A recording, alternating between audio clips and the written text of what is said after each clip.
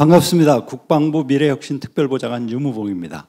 오늘 이렇게 귀한 컨퍼런스에 저희 국방을 소개할 수 있게 돼서 대단히 기쁘고 초대해 주셔서 감사드립니다. 우리가 AI 시대 그리고 국방 무슨 관계가 있을까요? 사실 인류의 역사는 전쟁의 역사였습니다. 역사상 인류는 수많은 왕조 국가가 세워지고 멸망했습니다. 그 가운데 항상 과학기술이 있었고 그 과학기술을 얼마나 빨리 받아들이고 활용하느냐에 따라서 국가의 생존이 걸려 있었습니다. 구석기 시대로부터 신석기, 청동기, 철기, 1차 산업혁명 때 그것을 잘 활용한 독일, 미국의 남북전쟁, 또 2차 산업혁명 보면은 1차 대전, 2차 대전, 또 우리 한국 전쟁까지 많은 전쟁이 있었고요. 3차 산업혁명 하면은 우리 가장 기억에 남는 것이 아마 우리가 이라크에서 정밀 타격으로 이라크가 한순간에 무너지는 것을 보았을 것입니다. 이 스포츠에서는 가장 공정한 가운데 경쟁을 해야 되지만 전쟁은 사실은 가장 불공정하게 기울어진 운동장을 만드는 축이 승리해 왔습니다. 마찬가지로 우리 AI 이 시대에 우리 국방이 왜 바뀌어야 될까요? 우리가 미래에 닥칠 적에 대해서 우리가 더 유리한 고지를 점령해야 됩니다. 사실 전투는 먼저 보고 먼저 결심해서 정확하게 타격하는 측이 이겼습니다. 그것이 과거에는 시간이 수일, 수년에서 수시간, 이제는 수분으로 줄어들었습니다. 우리 이번에 우크라이나 러시아 전쟁을 보면서 우크라이나가 GIS 아르타라는 그 시스템을 활용해서 감시로부터 타격까지 통상 20-30분 걸리던 것이 1-2분 이내로 줄어들었다고 하죠. GIS 아르타가 우버 택시 앱의 그 군사적 활용에 관한 그 아주 대표적인 것이라고 할 수 있습니다. 그러면 우리는 왜 그렇게 해야 될까요? 제가 오늘 소개해드릴 것은 우리 대한민국 국방이 직면할 미래의 안보 환경, 그리고 그것을 극복하기 위한 우리 국방 혁신 방안, 그리고 이것을 추진하는 전략과 효과에 대해서 설명을 드리고자 하는데, 국방이라는 게 사실 어마어마한 방대한 영역이기 때문에 제가 중요한 영역만 시간이 되는 대로 소개를 드리도록 하겠습니다. 특히 이제 AI나 첨단 과학 기술을 사용하는 분야를 주로 설명드리도록 하겠습니다. 우리 국방이 직면할 안보 환경, 세계는 이제 새로운 탈냉전에서 신냉전으로 가면서 민주주의와 권위주의로 재편되고 있습니다. 또 미중 간 전략 경쟁에 따라서 동북아 지역에서 불안정성이 점차 심화되고 있죠. 특히 북한의 핵 미사일은 작년에 북한이 인공위성을 비록 조악한 수준이지만 발사를 했고, 금년에 김정은이가 우리 남북 관계를 새롭게 정의를 했습니다. 남북은 전쟁 중인 두 교전 당사국이고, 유사시에는 핵무력을 포함한 모든 수단 방법을 동원해서 남한 영토를 완정해서 공화국 영토로 편입하겠다는 그런 위협까지 하고 있습니다. 즉 북한은 핵, 미사일 능력을 매우 고도화시키면서 이것을 실제 활용할 수 있다는 그런 의사를 공공연히 표현한 것이죠. 거기다가 전쟁 양상이 변화되면서 여러 가지 기술적인 패권, 또 기술이 발달하면서 전쟁 양상도 완전히 달라지고 있습니다. 우리나라는 인구 절벽으로 병력 가용 자원이 줄어들고 있습니다. 이게 이제 우크라이나 전쟁 관련해서 영국의 왕립연구소인 미카일로 자브로스키가 쓴 것인데요. 이게 우리에게 아주 주는 좋은 교훈이 있는 것 같습니다. 전쟁이 아까 말씀드린 것 같이 먼저 보고 먼저 결심해서 먼저 타격하는 건데, 이제는 전쟁이 워낙 감시 정찰 수단 그리고 정밀 타격 수단이 발달하다 보니까 과거에는 전방에서 교전하는, 전투하는 요 인원들만이었는데 지금은 전후방이 따로 없고 지역이 따로 없는 모두가 위험에 처하는 것이죠. 그래서 더 이상 안전지대가 없어졌습니다. 민간인, 군인의 또는 전투원의 경계가 점점 허물어지고 있고요. 전쟁은 그러면서도 이번에 우크라이나에서 또 이스라엘 하마스 전쟁을 통해서 보다시피 소모전 양상이다. 즉 엄청난 물량, 많은 인명피해가 발생하면서 그런 것을 사전에 준비해야 된다.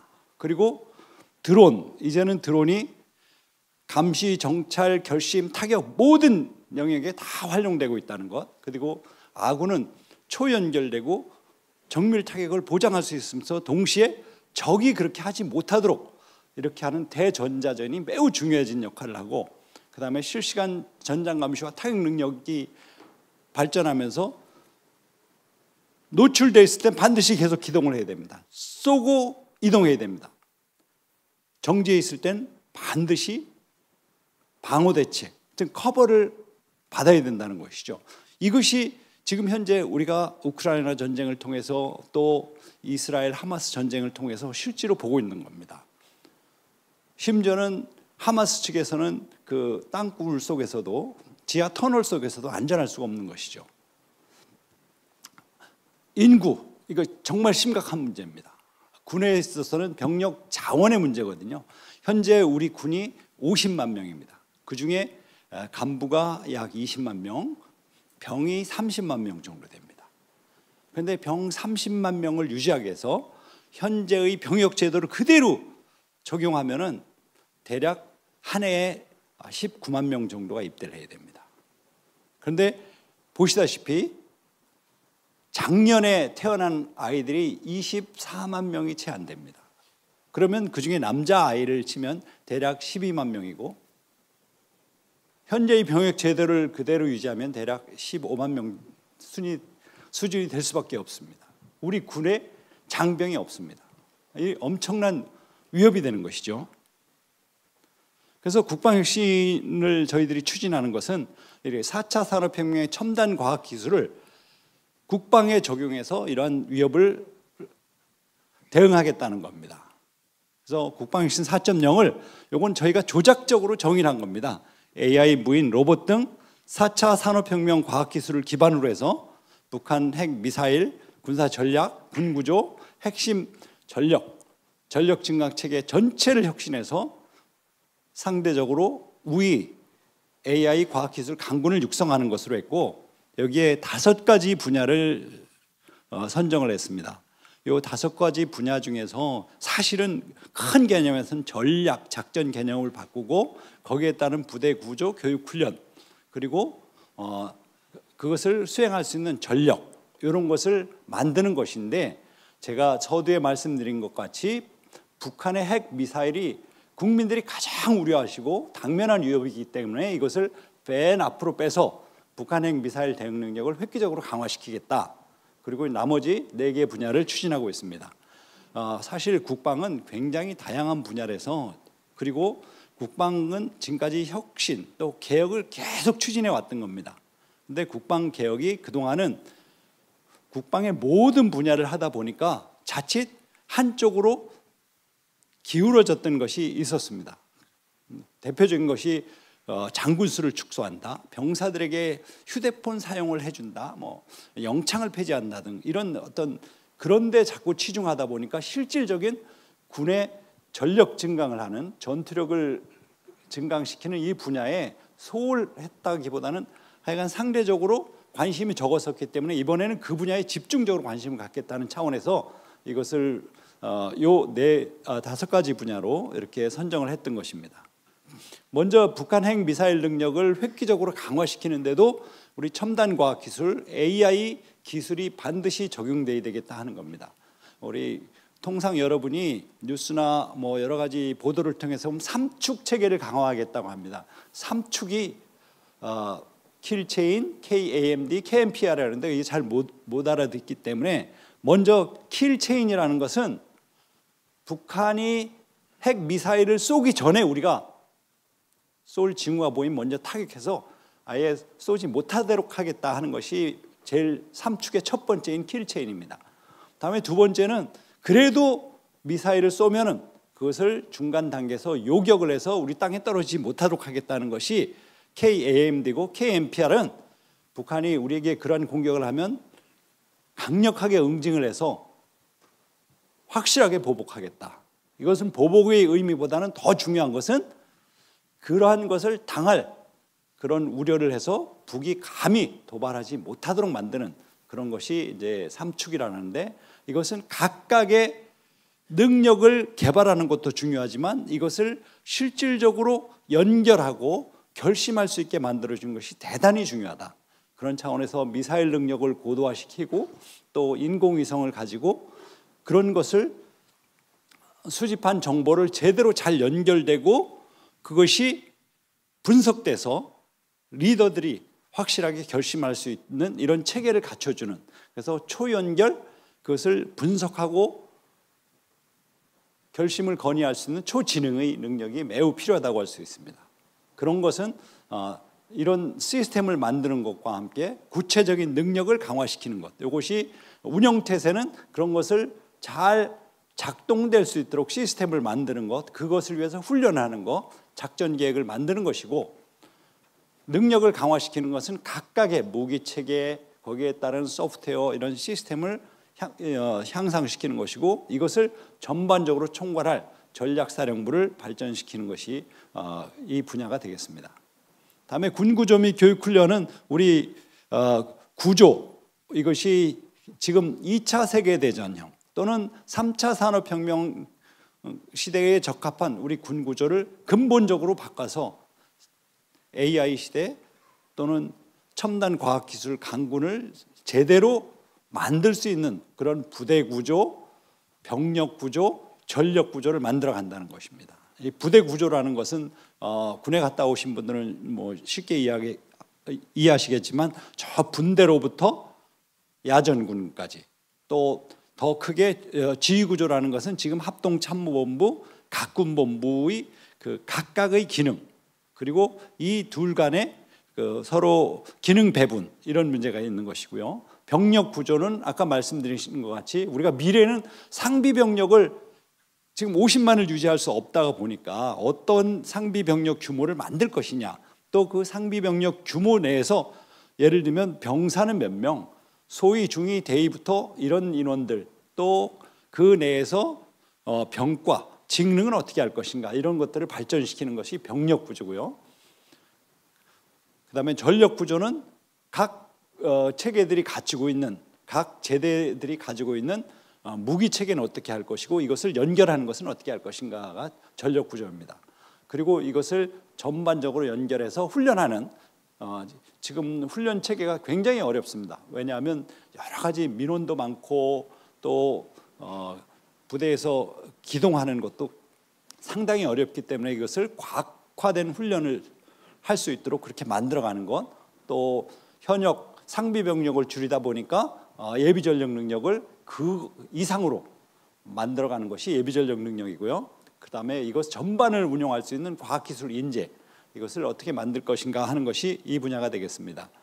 군사전략 작전 개념은, 전략은 전반적인 큰 우리 국방을 운영하는 개념은 어떻게 할 것이고, 작전 개념, 여기서 이제 지금 이 분야에서 관심을 가지고 있는 것이 우리가 지금 철책을 따라서 많은 병력이 배치되어 있습니다.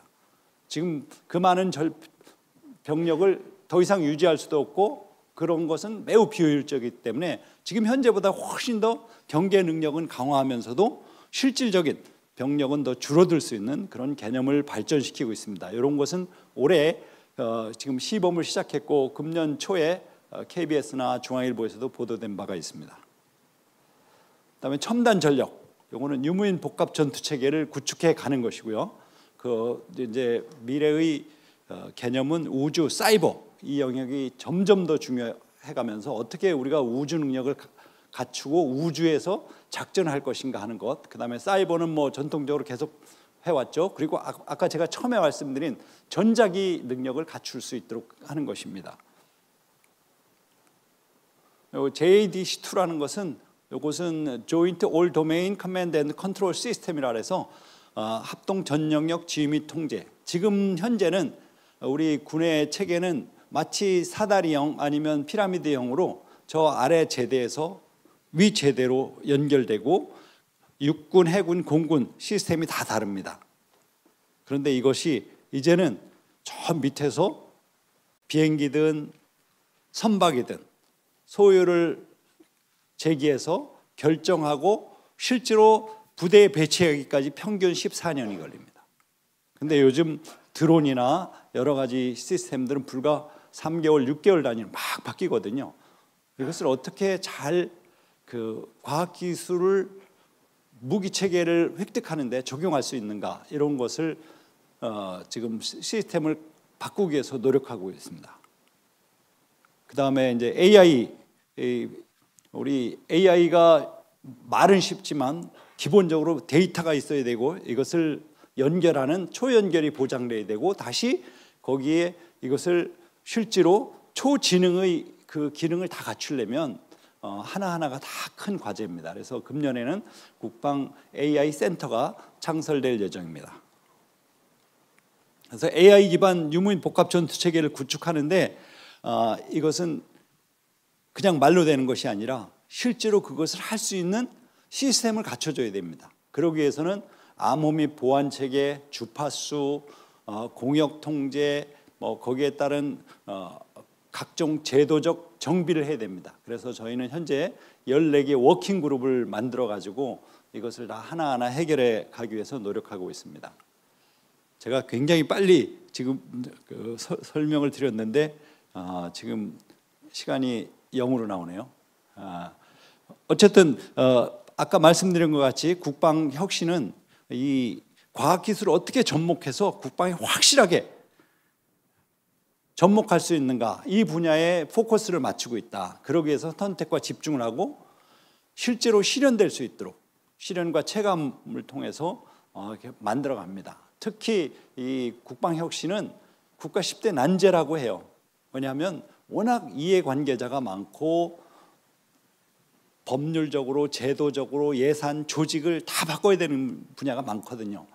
그래서 이 국방혁신은 너무나 중요한 과제이기 때문에 특히 현 정부에서는 대통령이 주관하시는 국방혁신위원회를 열고 거기에 따라서 이 국방혁신을 범정부적 차원에서 추진하기 위해서 노력하고 있습니다. 대표적인 것이 지난번에 국방혁신위의 3차 회의에서 한 것이 우주발사 권한, 우주발사장 전용, 국방 전용의 우주발사장, 그 다음에 획득 프로세스, 아까 제가 14년 걸린다는 것을 7년 이내로 단축하고 또 AI나 기타 첨단 과학기술은 2년 이내에 전력화할 수 있도록 이런 시스템, 제도를 만들어가고 있습니다.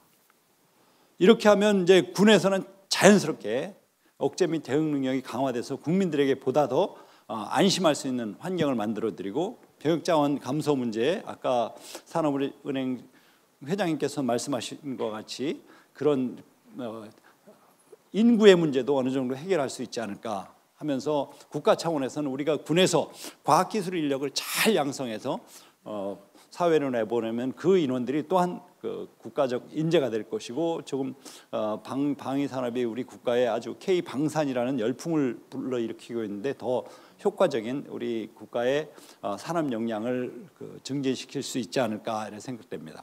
제가 굉장히 방대한 역량을 짧은 시간 내에 설명하다 보니까 말도 좀 빨라졌는데 혹시 국방 분야에 또 국방 혁신에 대해서 관심이 있으신 분은 저에게 연락 주시면 가급적 자세히 또 별도로 설명을 드리고 또 국방 혁신에 관한 많은 아이디어가 있으시면 저희들에게 제공해 주시면 저희들이 잘 선별해서 국방 혁신에 반영하도록 하겠습니다. 감사합니다.